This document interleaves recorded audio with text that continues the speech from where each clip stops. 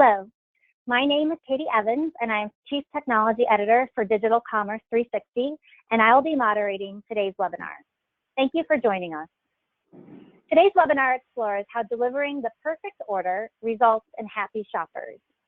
Your customers, whether they're consumers or manufacturers, don't care what it takes to get their order from point A to point B.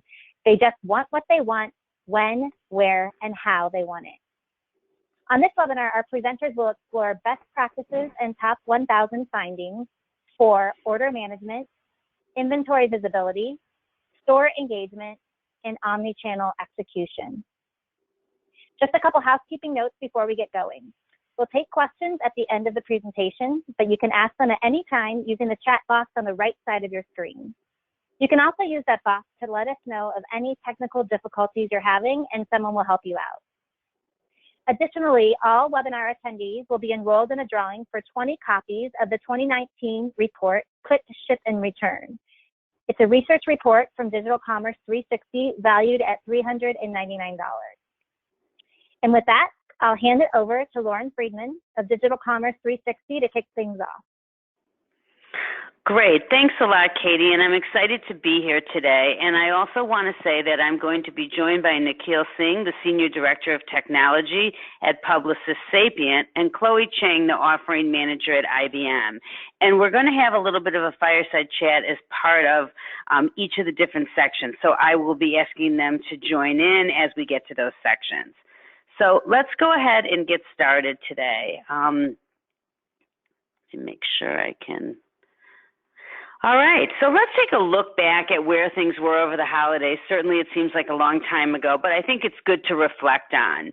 If you think about e-commerce sales, you can see that we were up almost 14%, total retail sales up 4%, and the web continues to have strong penetration against traditional retail, so a 19% penetration. So those numbers certainly are powerful, and they bode well for continued success in the next coming year, which is, I think, critical in what all the retailers are thinking about. But when we think about the happy shopper, and I think I love Katie's introduction, is the fact that online shopping is really predicated on inventory availability. And in my early years, I used to call this the plumbing, because without the plumbing working, you really can't take the steps that are necessary to give the shopper what they need. So what is it? Online shoppers, they want to know, is it in stock? Do you have my product? Where is it available? Like, you're going to ship it to me? Do I pick it up at the store? What is the most convenient location if I decide to pick it up at the store? You know, if it's an example of someone like me, there might be 10 Targets within a couple miles of me, so I can happily make my own choice. And then lastly, how fast can I get it? Because as we all know, the customer is in a hurry, and the logistics have improved so much that the customer thinks that as soon as you hit the buy button, the product is at the door, and in many instances, it does appear to be that way. So what I'm going to do now is I'm going to share some of the highlights from different research studies that we did that really support the notion of inventory and inventory visibility. So the first question is, comes from our holiday study that we did in October of last year, just before things were about to kick off. We asked, which of the following activities do you expect will be part of your shopping experience during the upcoming holidays? And you can see that omni-channel behavior is prevalent, starting with local availability. 70% of the people checked for product availability, anticipated that they would. 58% will be looking up store information. I know I looked up store information just this morning for someone to see what their hours were. And 55% anticipated placing an online order for pickup in store. So this omni-channel mindset is something that's inherent to today's shopper. Also part of that study, we asked, what are the most important logistical factors that influence when and where you shop during the holidays? And we asked folks to choose 5 factors. And what you can see is that having product in stock and being able to deliver fast are the biggest logistical influences on retailer selection. In the early days, it may have been the fact that it was the assortment and the price of the product, but now the availability of the product has really risen to the top here. Product in stock is the #1 most important logistical component, cited by 70% again of respondents. You can also see, it's interesting in a side note, that delivery rated concerns, they snagged 3 out of the 5 top spots. So speed of delivery was important to 58% of the people. guaranteed on-time delivery coming in at 54%, and product availability at a nearby store 45%. So all of these logistical factors are really important to today's online and omni-channel shopper. We've conducted recently in the last month or so an omni-channel survey of 1,000 consumers. And as part of that, you can really see that mobile expectations have skyrocketed, and retailers, they've got to meet and exceed the needs of their customers. And not surprisingly, we all know the impact of mobile on our businesses. And for some businesses, the penetration and the revenue coming from mobile continues to accelerate. Aside from the fact that we see consumers participating in retail loyalty programs at a 52% or half of those surveyed, 45% indicated that they used a mobile app to buy product. I know I was working on a story this morning, and I thought, oh, how many retail mobile apps do I have on my phone? And I had 11, which I guess would probably be typical for a shopaholic. And what you also find is that I think I had shopped on 5 of them. So I think it's important to see that the usage of these mobile apps is really driving a lot of the retail business. 30% of folks use mobile apps to locate a product in store. So if you think about being at a Home Depot or a Lowe's or a store where, you know, it's got a large footprint and you can find the aisle and the bin that it's in, I know that's something appealing for me because I don't know those stores well, and so I can quickly go and find the light bulbs that I'm trying to get. 25% had used a barcode scanner to get product information. 20%, 1 in 5, had returned an Amazon order to another retailer like a Kohl's for processing. 18% had been checked out by a mobile POS, and 17% had made a mobile phone purchase. So again, mobile is fueling this behavior, and we can only anticipate that it's going to continue to go up. In our post-holiday survey in January, we asked consumers, what could online retailers do better in 2020 that would lead you to buy even more online? And the number one answer, I was surprised, was 39% of the retailers want retailers to have faster delivery. That was the number one reason they would buy more online. And I think we're just becoming accustomed to it, and it's just part and parcel to the behavior that we expect and the options that we want to see from retailers. With that in mind, retailers have to focus on faster delivery to meet the needs of shoppers and to maintain parity with some of the top sellers. And I think this is where, we're really coming to. And it's not in this one, but in another question, we see a lot of consolidation among consumers to a handful of retailers, not surprisingly. And I think this is one of the reasons why. 20% indicated that they want access to their information and orders across devices. It's never more frustrating when you put something in on your desktop, a few items into your shopping cart, and then the next thing you know, you go to access it on your mobile device and it's not available. 16% want to see improvements in BOPUS, and I think that's a low number because retailers have really done a good job of investing into this area, and I think they will continue to as far as some of the headlines that we're seeing. So I want to switch gears a little bit and talk about some of the retail insights that we have. We do a lot of retailer studies throughout the year as well. And in our performance and conversion survey from the beginning of the year, some interesting things came across as far as the customer experience. And we all know that the customer experience is integral to retail success. A little quick quote from Forrester, experience-driven businesses that focus on investing broadly in the customer experience report a 1.6 to almost a 2 times higher year-over-year growth in all the key KPIs, customer retention, repeat purchase rate, AOV, LTV. So again, these investments are paying off. So what did the retailers tell us? Number one, the upgraded site experience, including performance, had the biggest impact on their 2019 holiday online performance or sales. 43% of the companies will be investing in the customer experience in 2020. That ranked number 2 in terms of potential investments, only behind personalization.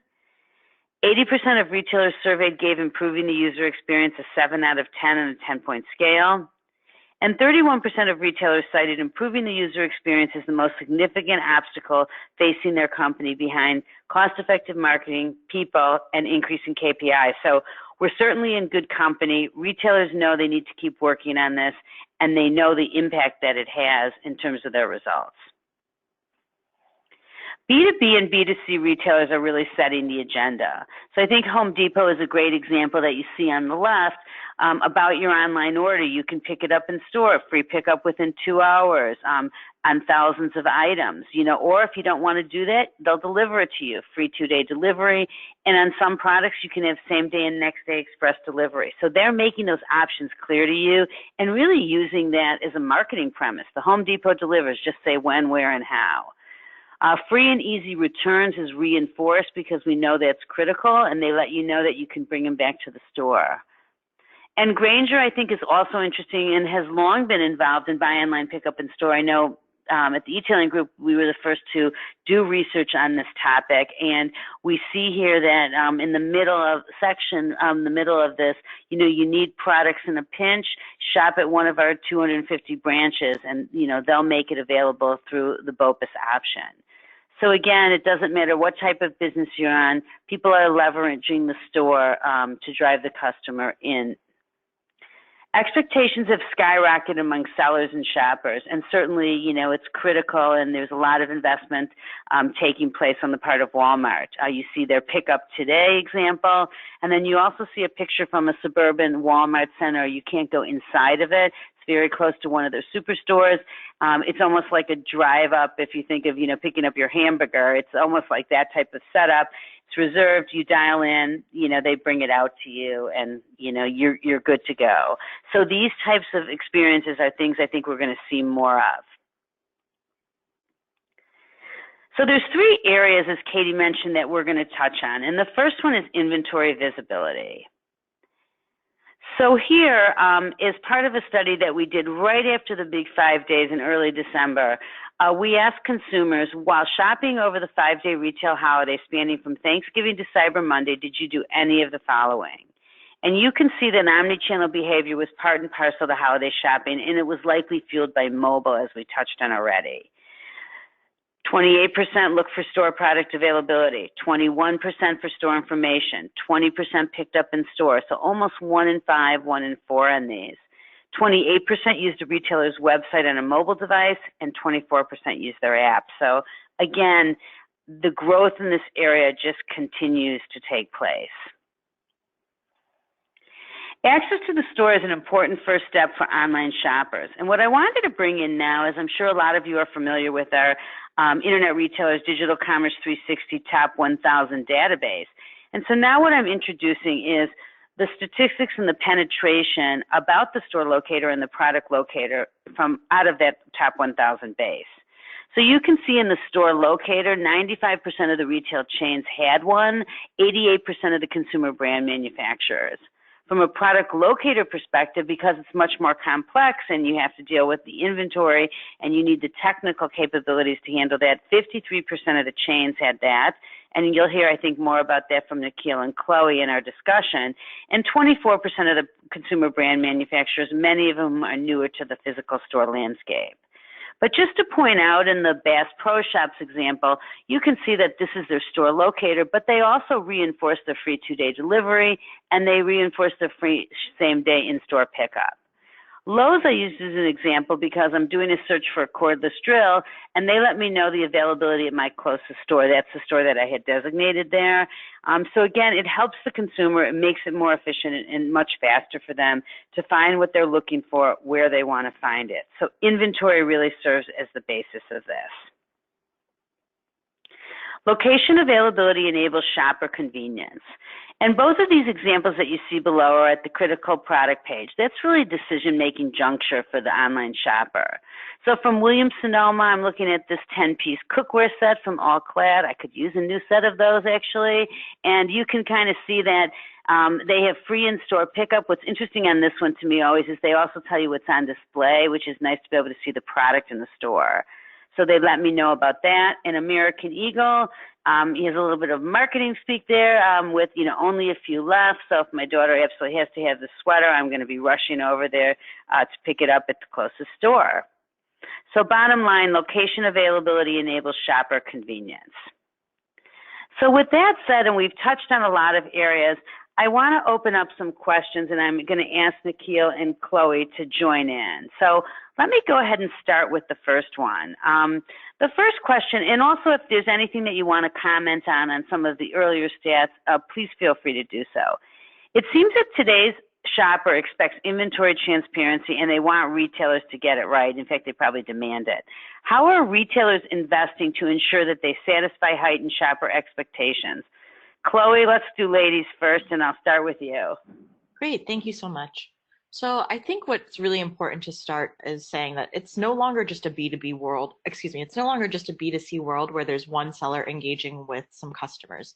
Instead, it's very much a B2B world where you have a much broader supply chain picture where there are multiple inventory organizations that are all trying to share and receive this available to promise inventory picture. So really thinking about people like it's not just customers, there's wholesalers, third-party retailers, marketplaces, vendor managed inventory, and suppliers. You have to start with connecting all of these systems and channels of promise. So I think really that connectivity is going to be that first piece of investment. So although the architecture to connect these solutions is kind of that initial pressing issue, there's also a clear need to interact with inventory from a business standpoint in 3 different ways. I'd say first, there's addressing how to make sure you have inaccurate or hidden information, resolve that, since people are trying to constantly monitor your supply and demand and inventory levels. The next thing is going to be able to take action against that inventory in real time. And then finally, they're investing in AI insights to create better inventory optimization processes and remove anything that's really just a manual or tedious process. Yeah, it's interesting about the stakeholders. I hadn't really thought of it that way, but you can see that it's really a factor. And I mean, with everything that's taking place right now, you can even see that can be a bigger factor. Nikhil, some thoughts on that one?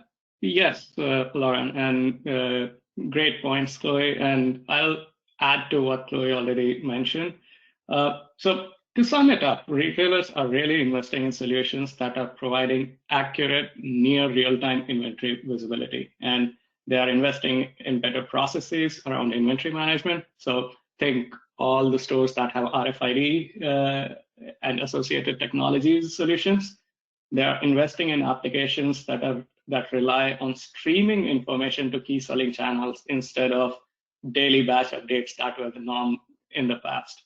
So every bit of focus is about accuracy, near real-time capture of inventory movements, and then making it visible to all selling channels in near real time. So those are the key focus areas that pretty much every retailer out there is trying to invest in. Great. And it's always amazing to me that even the people who are investing at the highest don't always get it right.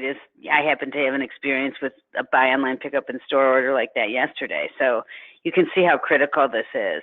So how must retailers look at inventory visibility, and what challenges, like I just mentioned, might they face along the way? Nikhil, you want to start on that one? Sure. Earlier, the stores used to have flashy windows so that the passerbys could go and see what the stores had in stock. So today's shopper does window shopping through their cell phones, iPads, and their laptops.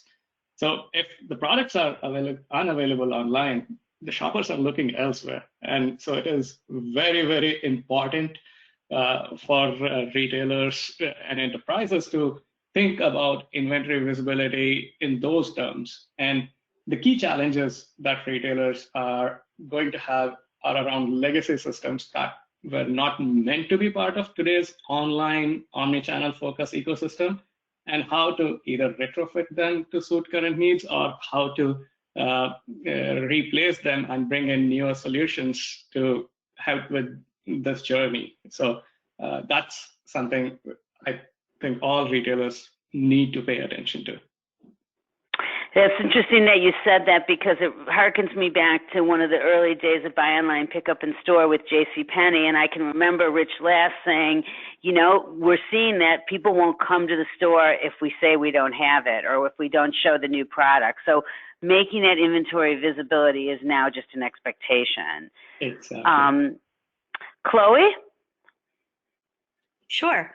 I think that if we were to think about what the challenges retailers are facing, first you'd want to think about their goals, and then we'll talk about the pain points. So in terms of the goals, I think it's now really customer centric. It's not just, can we fulfill this order, but how are we going to fulfill an order? Where are we going to fulfill it from? What is this the way that a customer wants to receive this inventory?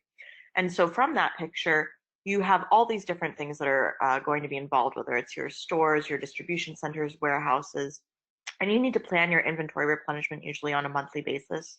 Answer questions like, do we have enough inventory to support this order? Identify if there are any unexpected shortages, determine if you're going to move your inventory around, forecast future inventory demand, and calculate things like safety stock. So all these are some of the big things that they're trying to do and the challenges that they're facing. The pain points that come from that are really just manually looking up or pulling inventory reports from multiple sources, just because, as I mentioned, the first question, there are just so many different channels and places that your inventory pictures are being stored. You don't really necessarily see all retailers having access to accurate or real-time inventory levels. So still information can come from POS updates that are once a day, a week old, and then coming from that, you're not being alerted of what's even at risk for your stock or orders. So ultimately, to answer any of those questions, they need to have better data and easier, more user-friendly views of how to make decisions for the business from that data on their inventory. Yeah, I would echo that with the user experience, because you can have the information, but if you can't see it in a way that's like, noticeable to you, that's why I showed some of the examples. I think it's so critical. So now, of course, everyone isn't an enterprise retailer with, millions of dollars to invest in omni-channel or inventory visibility. So can a mid-sized retailer benefit from these types of investments that will improve inventory visibility for their customers and try to compete with the larger folks? Chloe, you want to take that one? Sure, absolutely. Yes, mid-sized retailers can benefit. Really, any retailer of any size will see some clear ROI. I think that some things that you want to think about, whether you're or not you're investing in multiple caching infrastructures to calculate how much available to promise you have, kind of finding a way to reduce that and consolidate your inventory picture so you have one source of truth is a great way to start, and that immediately cuts a huge technology cost out of the picture. But the way that you can benefit from inventory visibility is then reducing carrying costs of unnecessary safety stock, reducing your stockouts and oversells, reducing your markdowns, increasing conversion rates, and all of these things together really are going to help provide better customer experiences. And it's known that 4 out of 5 CEOs say that the biggest challenge is providing customers with a positive customer experience in an omni-channel way positively, and that's the biggest challenge that they're facing right now. It's all about the customer. So anything, whether it's a large, medium, or small company, these types of benefits are going to be really, really important to ensuring that that experience is consistent. Yep, shoppers rule. Nikhil, some thoughts on the mid-sized folks and what they might be able to do? Actually, the question really should be, can a mid-sized retailer survive without such investment? You're right. Because no, they can. And this question is really important, Lauren, in the sense that it alludes to the perception that inventory visibility solutions are costly. And this thought comes from about 5-10 years ago, when having a near real-time inventory visibility solution meant having an in-memory cache that was extremely expensive. But with the advent of technologies like NoSQL databases, cloud infrastructure, the actual cost of improving inventory visibility now is way, way less than it was before. And you have solutions like IBM Inventory Visibility that make it even more cheaper by bringing in the research and economies of scale from IBM. So yes, the mid-sized retailers are the most to benefit if they want to survive in this competitive market. And I think that's a good way to look at it and conclude this section, is that you're going to have to do it to compete, and that's going to be your big opportunity there. Okay, so let's move on to our next section. Our next section is going to be on order management, and we just have a little bit of content that we're going to share here, and we'll move back into our questions. So this comes from our conversion survey from earlier in the year, and we asked, which of the following are reasons you have left the site? So why do you abandon a site after items were added to your cart?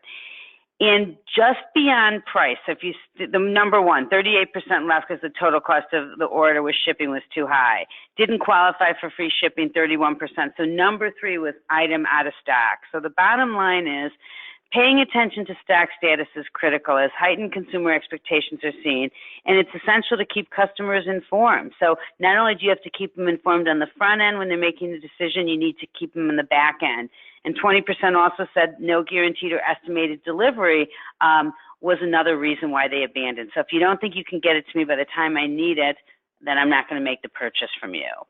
So just one quick slide there. So now with that said, we'll go into some questions on order management. So in Forrester's research, retailers indicated that there have been improvements in the customer experience as a result of newer order management systems. Chloe, can you elaborate on that for starters? Sure. Sorry, I just lost my voice there for a second. So in terms of the improvements of the customer experience, I think that what you really want to think about is the user experience from kind of a business standpoint. Being able to help customers, you need to make sure that your business users are really enabled and able to take action to help them. So when I talk about this, I think a new user experience for the business has really been personalized dashboards. That's a huge investment where you can really focus on kind of setting your own personalized dashboard that helps you understand what are your key metrics, how is the business performing, are there any anomalies that you want to detect, what are kind of the typical behaviors that you would expect, and then being able to drill down and then take action if there are things that are either going right, going wrong, or if you're just trying to be proactive. So let's say you know that there's a storm, a major sale, or an event is coming. There could be a change in staffing at a particular node or store. You want to be able to proactively or immediately react in real time to these events. Customers are living and breathing in real time. They're shopping in real time. So you need the business to be able to respond as such. So being able to access relevant key metrics in one place and in real time is going to be really critical to help the customers.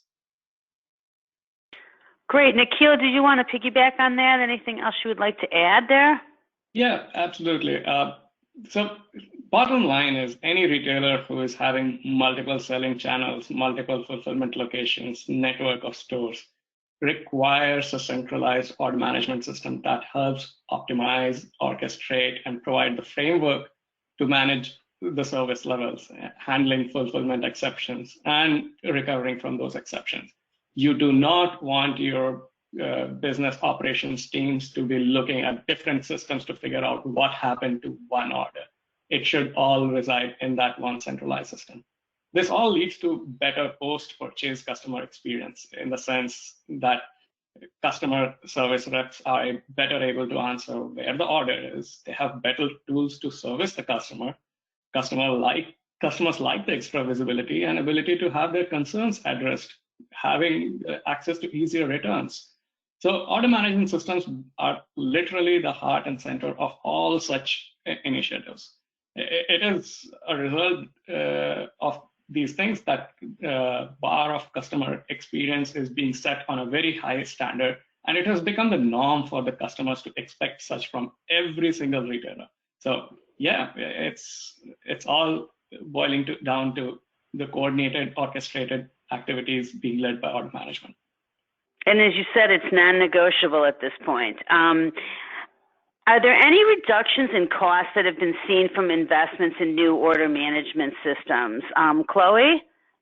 Yeah, I really just want to hone in on the fact that I've mentioned earlier that these are some of the key benefits. You're going to make sure that if you're investing in multiple cache infrastructures, consolidating that into a singular place is going to be really critical. Some clear ROI points are going to be those reduced carrying costs of unnecessary safety stock, reduced stockouts and oversells, reduced markdowns, increased conversion rates, and once again, the most important one of all, better customer experiences. Nikhil? Yeah, so absolutely. When your selling channels can sell inventory from all locations, it becomes the foundation for various optimization techniques that drive down the overall costs, right? So for example, if inventory is available in multiple locations, how do you minimize the overall number of shipments? That's a very basic one. As your fulfillment network grows in complexity, you start looking at additional optimizations like processing costs, markdowns, seasonality, and having a centralized infrastructure in place in the form of an order management system helps you to hone in on those optimizations and drive down costs significantly. God knows we're certainly living in a global world, and nothing is speaking to that more than what we're going through now. But as with more retailers going global, inventory continues to play a critical role in growth. How are you addressing the global aspect via order management? And how can retailers be thinking about that? Nikhil, do you want to take that one first? Sure. So order management systems, because they allow for a centralized view of inventory across the network. And when we say across the network, it is not only within a country or within a particular geography, but you can model it out to the entire globe. And then you can model it out to see inventory that is coming from your supplier. So you've got multiple levels of inventory at your fingertips. Now, the order management systems then allow you using this inventory data across the globe in a rules-based manner to keep track of all the customs, duties, cross-border rules and regulations, and yet be able to profitably service a customer or fulfill a customer need, be wherever they are. And we increasingly see retailers utilizing these features to send cross-border shipments and start selling to locations where they don't have physical presence at all, and start generating more and more revenue streams. So this is a very key important fact for big brand names, and it's increasingly becoming an important play for medium-sized retailers as well. Chloe, do you want to add anything to that one? Yeah, certainly. I think that choices in technology that we're making and kind of the underlying infrastructure of the products that are backing your order management system are really critical to think about. So making sure that there's no latency in your internet improvements, so making sure that you test from different regions of the world, ensuring that you have tons of different servers that are active. Some other things to really consider when you're thinking about having that global inventory picture is just making sure that you have really that consistency for fast sharing of information. Some people that we've heard when they have drivers of growth, it's not just going to be when you think about growth of globally, you're going to say there's certain regions, but it's also thinking, how do we improve our digital growth? Is it going to be making sure that inventory from Dubai can be accessed to fulfill an order in North America, if that's going to be a worthwhile business decision?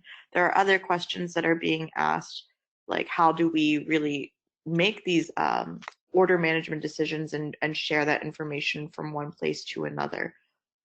Overall, I'd say that this inventory picture is kind of that first piece of information. Like I mentioned before, it's really sharing data at the beginning and the end of the day, and how all these people are going to really focus on growth. Maybe let's say the goal is opening up new channels of digital sales. How do you share this information on a larger scale, and making sure that you can say yes more often, say yes more often from a commerce perspective, making sure that you can really fulfill orders from all over in new ways.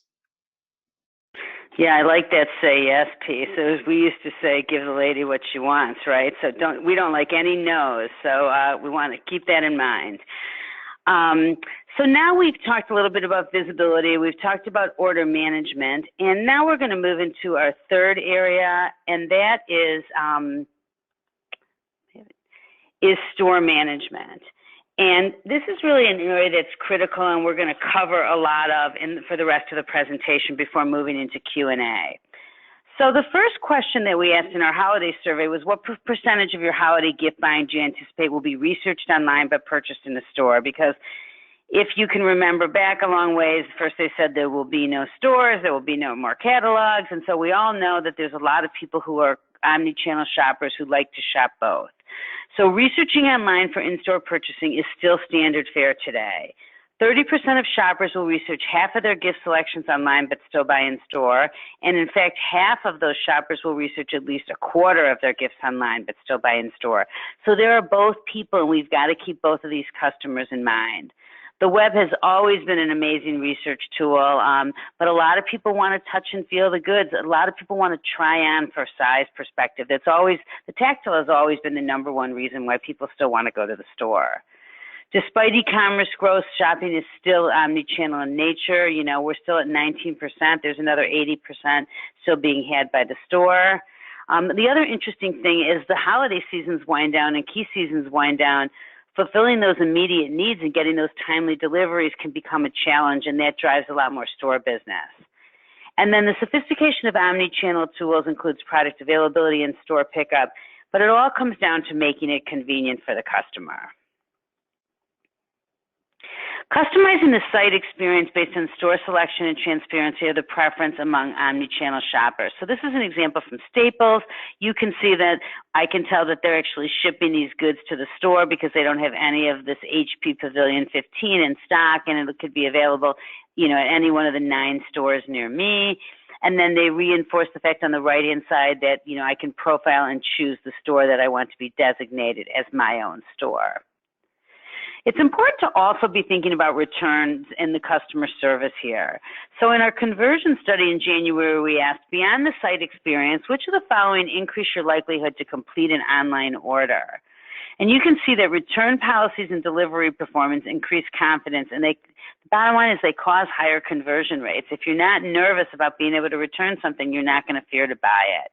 42% said the reason why they convert an easy, clear return policy. 39% going back to one of our delivery questions, the guaranteed arrival date. Helpful customer support at 30%. So again, you can see that we've got to also not only factor in the front end, but we have to factor in the back end as well. Store-based returns are a shopper mandate. When we first started looking at buy online, pick up in store and buy online, return in store, there were a lot of experiences that didn't go so well. And that really is kind of changed at this point. Store-based returns are an expectation. So you see on GameStop, it's very clear. Return or exchange most items for up to 30 days. It's free by mail, free in store. And Best Buy has a little bit more language tied to it, but you can see they give you the options and the details that you need. We found that 86% of the retail chains in our database had buy online, return in store, and almost 60% of consumer brand manufacturers. That needs to, you know, really increase because the customer's expectations for brands versus retail chains is that both need to do and take care of the customer from an omni-channel perspective. Retailers work to deliver the goods based on channel preference and timing. So again, you can see Target's example, you know, get your order as fast as you want. If you want same-day delivery, if you want order pickup, you can drive up and do curbside. And you can see also on the right-hand side with Nordstrom's, same thing, BOPUS being available, also curbside pickup via the app. So BOPUS, we saw retail chains at 64% and consumer brand manufacturers at 22%. A much smaller amount for same-day delivery, but being very critical to their business and seeing companies like Target and Walmart really investing in this area. Of course, it's a very low amount for consumer brand manufacturers, but it will be something we'll expect to trend up. And lastly, curbside pickup, low penetration, but critical for the retailers that have that in place. So now I'm going to turn back to our esteemed panel here, and we'll talk a little bit about some of the OmniStore engagement questions before moving into some of the questions from the audience. So my first question to you guys is, what kind of bottom line impact can a retailer expect to see from investments in omnichannel? In other words, is there any ROI tied to this? Chloe? Yeah, I think that in terms of investments in omnichannel, it's really driving, the key things are really the business costs. Really, it's going to be decreasing business costs. So holding costs, transfer costs, things of that nature. What you'll increase then are your sales, really making sure that you can promise customers all the inventory, making sure that you see the whole inventory picture and being able to commit your inventory to anyone that's saying, I will commit time and money to putting this into a basket. And that hand in hand also as the bottom line impact will improve customer experiences. Nikhil? Yeah, and if I might put in some numbers from some of the experiences that we have had from investment in omnichannel. So we have seen reduction in inventory costs anywhere from 5 to 10% of overall cost. We saw improvement in order processing efficiency of the order of 2 to 5%. We are seeing shipping costs being reduced by 5 to 10%. And as Chloe mentioned, with omnichannel, the net new orders also increased almost 2 to 5%. And so all of this translates to improvement in operating margin anywhere from 5 to 10%. And this, again, is very contextualized from retailer to retailer, but still, there is a huge amount of bottom line impact that can happen if we do it the right way and in the right sequence. And I think given the way margins are so tight at this point, it's really critical, and every percentage really makes a big impact. So why has omnichannel resonated with the customer and the merchant? I mean, I knew it would be important 20 years ago, but I don't think I thought that it would be this critical. Nikhil, do you want to kick that one off? Sure. So the expectation these days, if we summarize, is fast, free, convenient. And the more options for a customer, the more chances they are to open up their wallets and go for a purchase. And the omnichannel, as we talked about, the cell phone, iPads, and desktops being the new window shopping avenue for the shoppers themselves. So it's a way to entice the customer into the store, get them into the store experience, and having them buy more stuff from your stores. So I have personally gone for the same product at 2 different channels and went with someone which offered me a better option in terms of, can I pick it up at the store much more quickly rather than wait for 2 days to turn it up at my doorstep. So these are things that shoppers are increasingly coming to expect, and omnichannel therefore is resonating with the customers, that they don't have to put in the extra effort. They start with their cell phones and go any which way as is convenient for them. Yeah, and it's a have it your way issue at the end of the day. Exactly. Chloe, anything you would like to add on that one? Yeah, I completely agree in terms of having more options is really what's going to get the customers to open up their wallets. And I think that omnichannel has resonated with the customer in the sense that they have this freedom, but they need to be able to trust the merchant. And there's a really big relationship with saying, okay, how do I get this product? And when will I get this product? What's it going to cost me to do that? So the merchant has to think, what are the options we can get? And we need to be absolutely sure. If we say that our estimated time to arrival for you to receive this package is going to be 2 days, how do we make sure that we can fulfill on that promise and make sure that they can trust these answers and the answers we're giving to the questions they're asking? Absolutely. And with that in mind, I'm going to just do one last question and then we'll turn things over for Q&A. So should a retailer, this is kind of going back to our smaller retailer group, should a retailer with a limited store footprint consider an omni-channel? So it could be a consumer brand manufacturer, someone with a handful of stores, digitally native. And if so, which tactics make sense for them? Chloe, do you want to start with that one? Yeah, I think that a retailer with a limited store footprint should certainly consider an omni-channel strategy. I think the tactics that make sense are really just maximizing the real estate that you have, making sure that even if you have limited stores, can you use these stores to really fulfill orders, picking, packing, and shipping things out to make sure that whatever region you're in, you have the shortest transit times and lowest cost to serve your customers. Some tactics that make sense are making sure that even if you have a limited store footprint, you might want to be able to find ways to save the sale of people walking in. If you don't have the ability to immediately transfer inventory from one nearby store to another because you have so few, you should then make sure that you're honing in on and making sure, do you have enough inventory to really fulfill all of your customer walk-in needs? And I think that's a really key piece of information that is going to kind of be a good starting to lay the groundwork. There are going to be certainly more things that you'll invest in as the business grows and you have more locations, but really making sure you're really maximizing the real estate you do have is going to be key. All right, Nikhil, we're going to give you the last word here, as they say. So this is one of those questions where one size fits all approach does not necessarily work.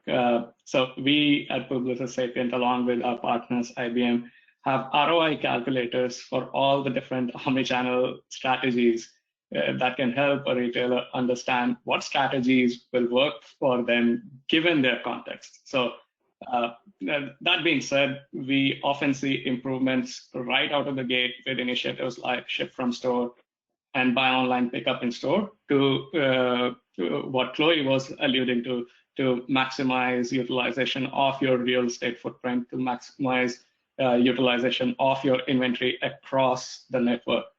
And the other thing that is becoming key is easy returns. How can the customers that purchase something online can still go walk into a store and return it without any hassle? So those are the key areas that we are seeing the most investment in. That being said, we should definitely look at ROI for each of those tactics before we jump right into something. Absolutely. And I think, just to have our last word here before we turn it over for questions, is that the bottom line here is, in an Amazon-driven world, inventory matters and omni-channel is critical, I think, to compete. And so now, with that in mind, I'm going to turn things back to Katie, who's going to handle the Q&A. Katie? Great. Thank you. Great presentation from all three of you. Some good analytical data, some consumer data, and some tactical takeaways that I hope attendees can use. Okay, so we do have a few minutes for questions, and we have a few that came in.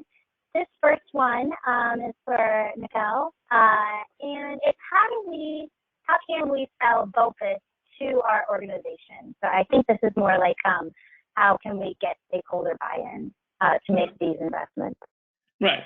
So for any retailer that is having a decent network of stores, and it doesn't have to be hundreds and thousands, even like 40 to 50 stores is good enough. BOPIS does offer a lot of advantages. It is a very good way of increasing the foot traffic in the stores. It allows retailers showcasing the store inventory not only on the store shelves, but on the internet, through mobile phones, through iPads. But that being said, as I was mentioning in the previous question, this is going to be nuanced for every retailer, and you have to do an ROI calculation and let the numbers speak for themselves. And we talked about before, getting the omni-channel, and in this case, BOPIS strategy right, could improve your operating margins by 5% or more. So if it means more net sales and increased operating margins, reduced costs, why not?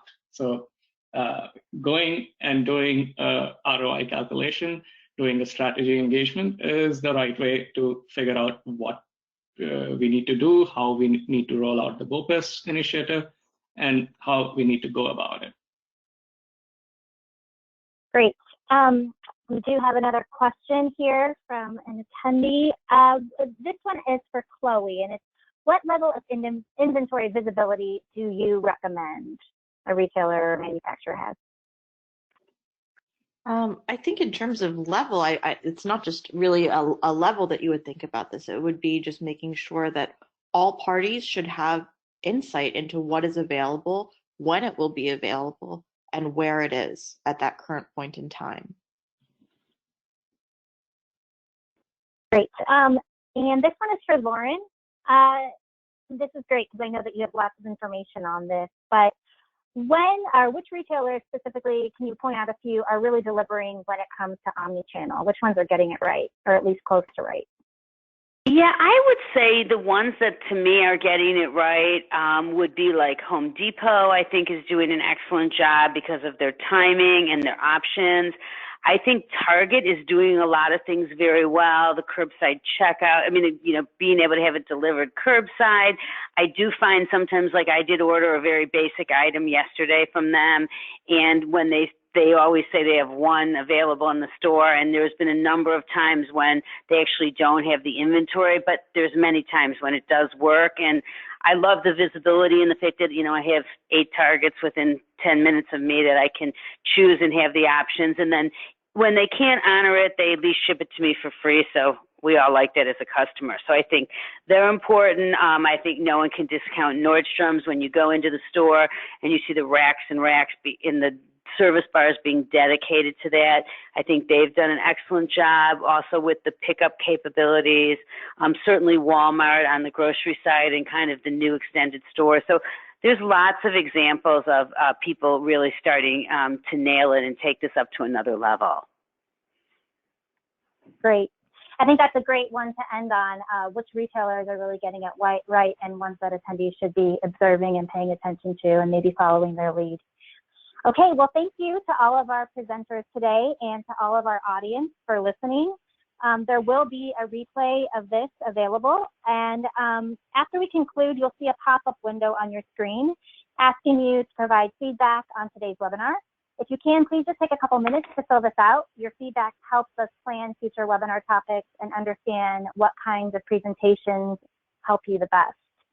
The winners of the 20 winners of the Quick Ship and Return Report giveaway will be notified via email after this webinar in the next 48 hours. And lastly, please keep an eye out for our weekly email to find out what other webinars we have planned, or visit digitalcommerce360.com to see our upcoming schedule or view our library of archived webinars. Thanks again to everyone for attending, and have a great rest of your day.